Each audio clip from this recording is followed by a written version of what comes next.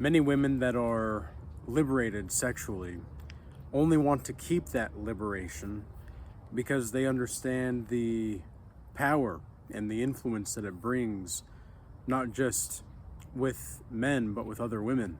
Because women know that if they are, whether or not they want to admit it, but they know if they are among the prettier women or among the not so prettier women in the area. And women will compete with each other for status or clout and whatnot. And I mean, when's the last time you heard a group of women that were genuinely, if they like, and it can happen, but it doesn't happen very often. When's the last time you heard a group of women that were talking about how the quantum physics of reality coincides with the psychophysiological structure of our biology? You know, like little things like that. You don't hear women talking about this too much. And it's not like it doesn't happen, but generally speaking, it doesn't. And for most men, they talk about sports, they talk about distractions, right? They're too busy caught up in the world of pleasure and distractions and desire to even see the potential for these kinds of topics. But it is understood that more men are more likely to talk about this kind of topic, for example, right? And it's because we live in a matriarchal society. We live in a society where everybody, like the matriarchy has consumed the men so much, and then has convinced the men that they are living in a patriarchy. And it's bizarre because when you look at what's actually happening in the world, and you see the ways in which the women are moving, and you start to see the ways that men are being forced to move, because if they do not move a certain way, they're not going to have mating access, right? Well, the thing is nice guys, they're in for a tragedy. They're in for a rough go. And I really feel for the simp gremlins, you know, because they are simp gremlins, and they are doing what they're going to do. They worship the pink palace, you know, they do what they're going to do. However, I think to make fun of the simp gremlins for what they're doing and why they're doing it is to completely misunderstand the true tragedy that's on the horizon. Many men are just not prepared for what's coming. They're just not ready to face what they need to face. And it's incumbent upon us as men to look inside of ourselves and like for example, many men are very much afraid to be alone, more so than they are to be with the wrong woman. And me personally, I'm way more afraid, and I'm not really afraid, but I would prefer to be alone rather than being with a toxic woman. And a lot of men will say this, and yet you look at their actions and you're like, yeah, huh? Okay, man. And it's like, you know, people have this weird tendency to want to fit into society, right?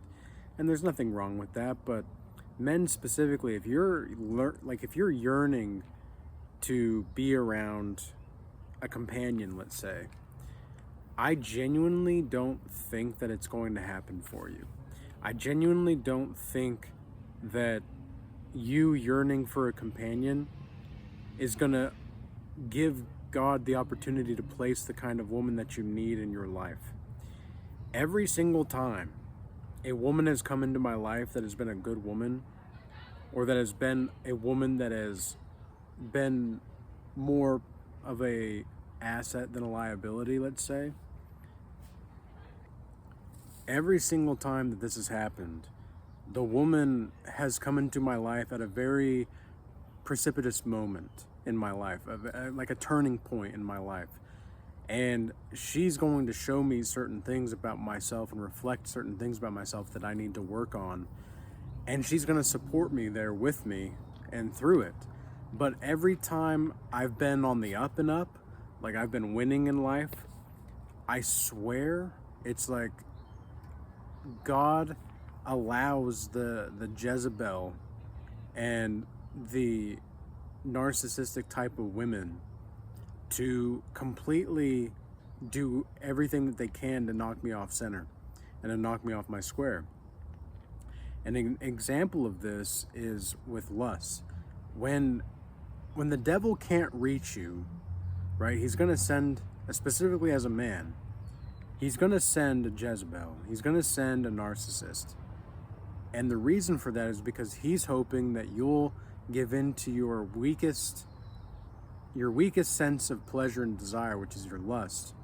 And you're going to let the woman destroy you, because that's what happened to Samson in the Bible, right? The women in the Bible that were the most destructive were the most promiscuous.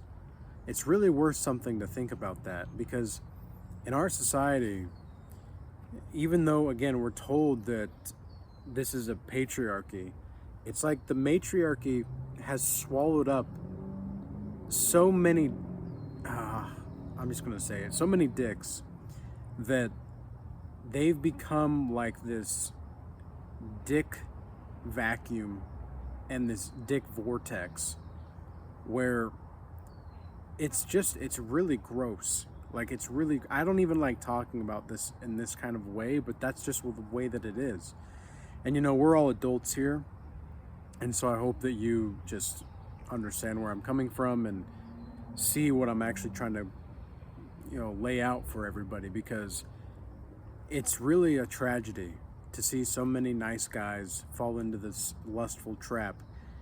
And it reminds me of Fredo in The Godfather Part 2, you know. In The Godfather Part 2, when Fredo, he's got a good heart, right? Michael even says he's got a good heart, but he's weak and he's kind of stupid. And there's nothing more dangerous than a weak and stupid man. I guarantee it. I guarantee it. The worst kind of snakes there are the men who are not strong, because they're going to be the ones that make it seem like they're loyal to you, and yet they're also going to be the same ones to backstab you lickety split. And I've seen this countless times. But Fredo, there's like a part where they're having the get together in the very beginning of The Godfather 2, and Fredo's wife at the time, Michael's brother, who has a wife, is dancing with another guy and, you know, falling all over the floor and just being a wild, crazy woman. She's really attractive, but she's just a wild, crazy woman. And Fredo, you know, tries to get her to calm down, and the woman even says, "Oh, you're just jealous. I'm with a," well, that was interesting timing, but the woman says, "Oh, you're just jealous. I'm with a real man." You know, just completely degrading and eroding Fredo's masculinity, right? In public, okay? And one of Michael's bodyguard guys or whatever comes over to Michael, or to Fredo, and he says, "Hey, look, you know, Michael says that if you can't take care of this, I'm gonna have to." And Fredo can't take care of it, so then that's when one of Michael's guys takes Fredo's wife and escorts her out of the party or whatever. And, you know, Fredo goes over to Michael and he says, "I'm sorry, Michael, I'm sorry. I can't handle her, man. I can't handle her." And Michael says, "You know, don't apologize to me. I'm your brother, Fredo." But really, Michael knows what's happening. He knows what's going on. And, you know, obviously anybody who's seen The Godfather Part 2 knows what happens between Fredo and Michael, but I'll leave that for the side here. But it's a good testimony to what happens when a man doesn't have himself. He doesn't have who he is. He doesn't know who he is. And it's these nice guys that are going to be so consumed by the beauty of a woman that they're going to forego everything, even themselves, just to be around her, just to feel something, because they want to feel something, but they don't know how to feel something inside themselves. And it is a tragedy. You know, it is tragic. And I think anybody that mocks these weak men are part of the negative system that's in place. I want to encourage men to be built up because I know what it's like to be a weak simp as well. I know what it's like to be something that resembles a simp gremlin, you know? And I don't want to make fun of the NPCs. I don't want to make fun of the simp gremlins because I understand now that they are just a product of the societal programming that's been in place for decades now. And they're just a product of the matriarchy trying to take control of their balls and really just consume them. I mean, that's all. Like I said, it's they the matriarchy, the women that are in our society for the most part. It's like men are under attack. Men are being sieged right now internally from women, generally speaking. And a lot of this has to do with feminism, which is, interesting now that I think about it, because we just talked a little bit about this. A woman in the Regal Change Academy actually brought this topic up in the Regal Assembly call the other day. And she mentioned how feminism is the cause of a lot of the problems in our society. And it's true, because feminism is not about empowering women. It's not about trying to make, liberation of sex, a good thing. It's just about power. That's all that it is. And remember, in the Bible, Genesis says that a woman's punishment is desire for her husband, right? Why is it the case that God would punish Eve this way? Why is it the case that... Because I have a few theories about this. The first theory that I have is that any letter person out there that is, the letter people, but with the crazy hair colors and all that, they are people that, because they are people, but they've been hijacked by these demonic entities and spirits. I genuinely believe this. And they have contributed nothing to what their punishment is supposed to be. Like, the nuance that goes into the Genesis stories, and really the Bible stories as a whole, but especially Genesis, with the Adam and Eve original sin, right? Because we're born into sin. What that means is we have to learn how to go through the punishments the same way that Adam and Eve did. The Bible is a living document. It's very symbolic, and I don't think it should be read purely symbolically, but I think symbolically is a great start, and it's the foundation in many ways as well. And so the symbolic figures and the symbolic gesture behind Adam and Eve's punishment, because what was Adam's punishment? Well, he had to work by the sweat of his brow every day until he died, right? And women, they had their sorrow multiplied, and they had the desire for her husband. What I think this could mean is that they desire the power that a man's leadership provides. Men and women are equal in the eyes of God as far as creation goes. But that does not mean they are equal in regard to their tasks. There is a hierarchy of how to live life as men and women. Men are designed to be the leaders, women are designed to be the followers. Having like a man's leadership helps a woman, and a woman's following of the man's leadership helps the man grow into who he's supposed to be. And one of the ways I mentioned on a recent YouTube community post about building compliance with women as part of a man's frame in relationships to women. And what I mean by this is that you have to incite her to follow you. And there's many compliance tests that you can have and you can go through with a woman. They're very simple. You know, it can be as simple as, oh, you know, I like, what, I don't know, like if she says she gives you a compliment, right? She gives you a compliment, and you say something like, "Oh, you're gonna have to do a little bit more of that. To get me really going, you got to say a little bit more." And you know, you're playfully encouraging her, right? You're playfully encouraging. That is what I mean by building compliance, because now she's subconsciously aware that when she is following your lead, she's gonna have more good times and more good feelings. Okay, when she's playing, when you're playing with her, and not in like that way, but like you're playing a game of socialists, not socialist, but socialistic, not in socialism, but socialistic kinds of ways where you're able to socially play with her. That gives her the ability to be at ease, and she can follow your lead with a calm sense of understanding and serenity that you're going to have the confidence to do what it takes. This is just a basic compliance test, right? And it's fun. It's just playfulness, right? It's a sense of play. And I think that a lot of nice guys are just afraid to make those steps, because I know that many men are just, they don't even know how to talk to women. And the best way to talk to women is just to talk to them like people, because remember, they are people. Men that have not, like Fredo, who have not matured in their masculinity, have this very fantasy-like based view of women.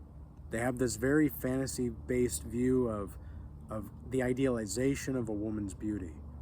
And if they don't know how to step back and be able to let the woman invest into them, they're thinking that them investing into the woman, because this is what we're told, right? For decades now, we've been told that as men, we need to be investing into women more than any, and women deserve it. But in all of my experiences, every single time the woman has been investing in me more than I'm investing in her, the relationship has been far more better. Every single time. Every single time. And yeah, she can get a little bit frustrated and she can get a little bit sad, but that also incites her to do more. Women, they're really just, they're not that complex. They're just do basically the opposite of what you would rationally do. That's like, of course, treat them well. Of course, treat them with respect. I'm not saying you do nothing in regard to like just treat them like crap. That's not what I'm saying at all. But you've got to be playful with it. You've got to be a little playful and be a little bit more spry in how you go about things with them. Because if you're too busy trying to get a woman to like you, she's not gonna ever wonder if you like her. And women respond better to where they have to try to win you over, so to speak.